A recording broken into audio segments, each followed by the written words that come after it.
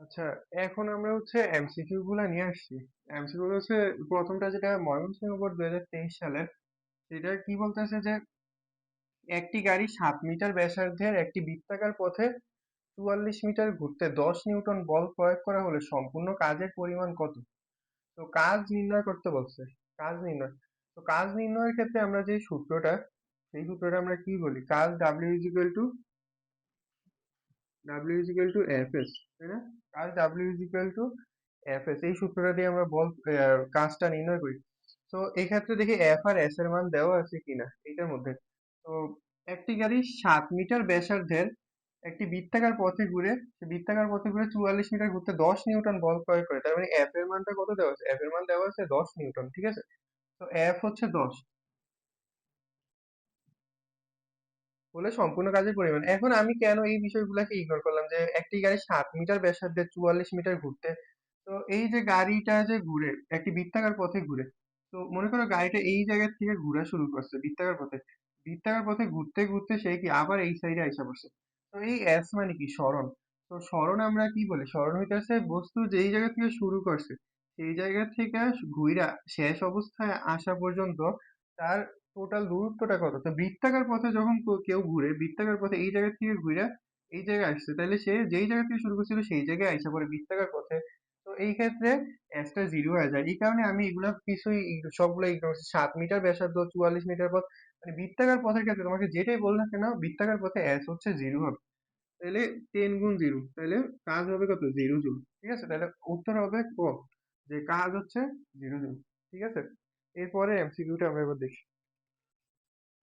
আচ্ছা, এরপরে যে সিকিউটা, এমসিকিউটা, সেটা হইতেছে কি বলতেছে যে 4 কেজি ভরের একটি বস্তু, 4 কেজি ভরের একটি বস্তুর গতিশক্তি হচ্ছে 200 জুল। গতিশক্তি 200 জুল হলে বস্তুর বেগ কত?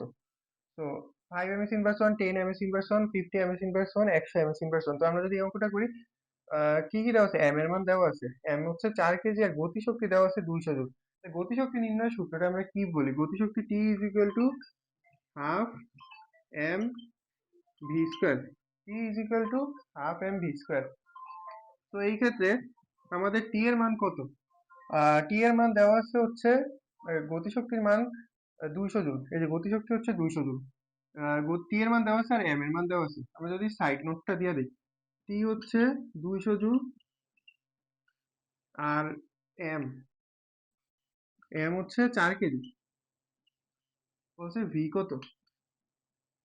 টি হচ্ছে 200 জুল, এম দেওয়া আছে 4 কেজি, আর ভি কত? তো এই ক্ষেত্রে আমরা ভিটা বাই করবো, যে বস্তুর বেগটা নির্ণয় করতে বলছে। তো আমরা মনে রাখবো যে যেইটা বাই করতে হয়, আমি একেবারে ভাঙেই দেখাচ্ছি, যেটা বাই করতে হয় সেটাকে সমীকরণের এক সাইডে রাখতে হয়, বাকিগুলো সব এই সাইডে নিয়ে আসতে হয়। তাহলে টুটা এই সাইডে নিয়ে আসি, টুটা এই সাইডে নিয়ে আসলে হবে কি, টুটা এখানে ভাগ আছে তো এই সাইডে আসতে হবে গুণ। তাহলে 2t, আর এমটা এই সাইডে আছে, এমটা এই সাইডে আসলে হবে কি, ভাগ ভি স্কোয়ার। তাইলে এবার মানগুলো আমরা যদি বসাই, টি এর মান কত? 200, 2 গুণ 200, আর এম এর মান কত? 4। তো এই ক্যালকুলেশনটা আমরা করি 2 গুণ 200/4। 2 গুণ 200/4, তাহলে মানটা পাই হয় 100। তাহলে ভি স্কোয়ারের মান কত বেরিয়েছে? 100। তো এই ক্ষেত্রে আমরা কি বাই করবো? আসলে বেগের মান বাই করবো। তাহলে এটার বর্গমূল করে দিলে আমি ভি এর মানটা বাইর হয়ে যায়, যে √100 বর্গমূল করবো, কারণ এটা ভি স্কোয়ারের মান তো বাইর হয়েছে, তাহলে ভি এর মান বাই করতে হলে বর্গমূল করতে হবে। তো 100 যদি আমরা বর্গমূল করি, 100 বর্গমূলটা কত বাইর হবে? 100 বর্গমূল 10 বাইর হবে।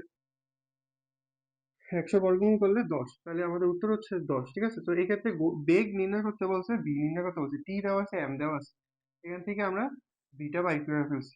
ঠিক আছে, এটা রাজশাহী বোর্ড 25-এর এমসিকিউ। তারপরে নেক্সট এমসিকিউতে যাইতেছি। তো তারপরে সিকিউটা হচ্ছে কুমিল্লা বোর্ড 21-এর। এটা হচ্ছে নির্দিষ্ট ভরের বস্তুর গতিশক্তি যদি 4 গুণ করা হয়, বেগটা কত গুণ হবে? এই গতিশক্তি আর বেগের সাথে সম্পর্ক করে বেশ কয়েকটা এমসিকিউ হচ্ছে এই বোর্ডের কোশ্চেন গুলা প্লাস স্কুলের কোশ্চেন গুলাতে, সেটা কিন্তু বিকারুনেসা স্কুলেও আসছে। তো গতিশক্তির মানটা যদি তোমার দেওয়া হয় এবং সেখান থেকে বেগ নির্ণয় করতে বলে, সেটা কিভাবে করবে? গতিশক্তি টু বেগ, মনে করো গতিশক্তির কোশ্চেন মানটা পরীক্ষায় দেওয়া আছে, গতিশক্তির মান দিছে, সেখান থেকে তোমাকে কি নির্ণয় করতে হবে? বেগ নির্ণয় করতে হবে। তো সেই ক্ষেত্রে গতিশক্তির মানটাকে বর্গমূল করে দিবা, গতিশক্তির মানটাকে কি করবা, বর্গমূল করে দিবা। তার মানে গতিশক্তি কত দেওয়া আছে, 4, তাহলে √4, √4 করলে কত হয়, 2, তার মানে উত্তর হবে 2। ঠিক আছে, উত্তর হবে 2। এবং এইটা দিয়ে আরেকটা জিনিস শিখিয়ে দিই, তার মানে গতিশক্তির মান দিলে বেগটা কিভাবে বের করবা, বর্গমূল করবা। সাপোজ পরীক্ষায় যদি তোমার বেগের মান দিয়া দেয়, বেগের মান দিয়া দিল, সেখান থেকে গতিশক্তি বললো যে ধরো বেগ 4 গুণ করা হলে গতিশক্তি কত গুণ হবে, ঠিক উল্টাটা। যে উল্টাটা করলে কি হবে, মনে করো আমি এমসিকিউতে দিলাম যে বেগ যদি 4 গুণ করা হয়, বেগ 4 গুণ করলে গতিশক্তি কত গুণ হবে, গতিশক্তি কত গুণ, যে বেগ যদি 4 গুণ করি তাহলে গতিশক্তিটা কত গুণ হবে।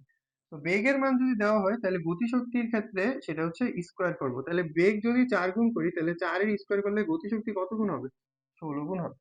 তার মানে গতিশক্তির মান যদি দেওয়া থাকে সেখান থেকে বেগ বাই করতে হয়, তাহলে বর্গমূল করবো। আর বেগের মান যদি দেওয়া থাকে গতিশক্তি বাই করতে বলে, তাহলে সেই ক্ষেত্রে আমরা স্কোয়ার করব।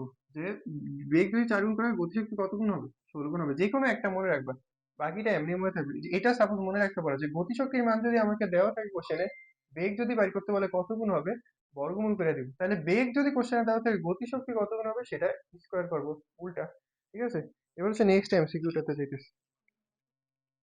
নেক্সট যে এমসিকিউ তে গেলাম, এটা হচ্ছে ময়মনসিংহ বোর্ড 2024। এটা কি বলতেছে যে ভর যদি অর্ধেক করা হয় এবং বেগ 4 গুণ করা হয় গতিশক্তি কত গুণ হবে। তো আমরা একটা এমসিকিউ তে বলছে যে বেগ যদি 4 গুণ করা হয় গতিশক্তি কত গুণ হবে, সেটা আমরা স্কোয়ার করে দিব। তো 4 গুণ হলে গতিশক্তি কত গুণ হবে, 16 গুণ। কিন্তু এখানে একটা নতুন অ্যাড করছে, সেটা হচ্ছে ভর যদি অর্ধেক করা হয়। তাহলে আমরা যদি গতিশক্তি নির্ণয় সূত্রটা দেখি, এই সূত্র থেকে আমরা জিনিসটা আর কি দেখবো। টি ইজ ইকুয়াল টু কি, হাফ এম ভি স্কোয়ার। তো এই ভি এর উপর স্কোয়ার আছে দেখে আমরা এই চারটাকে স্কোয়ার করে দিই, যে বেগ 4 গুণ করা হলে গতিশক্তি কত হবে, গতিশক্তি 16 গুণ হবে, স্কোয়ার করে দিই।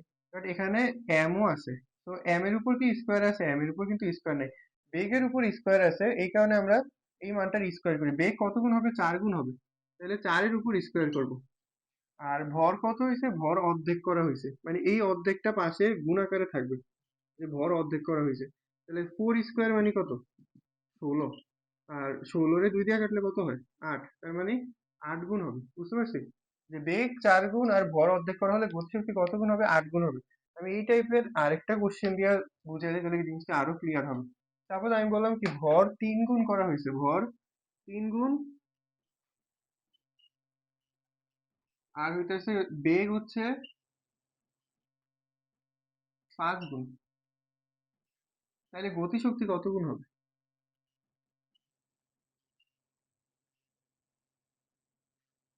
গতিশক্তি কত গুণ।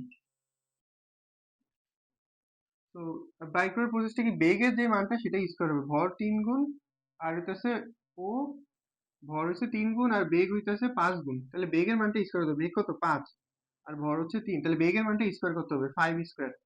আর ভর যদি সাথে থাকে সেটা গুণ হবে, 3 গুণ 5 স্কোয়ার, তাহলে 5 স্কোয়ার মানে কত, 25।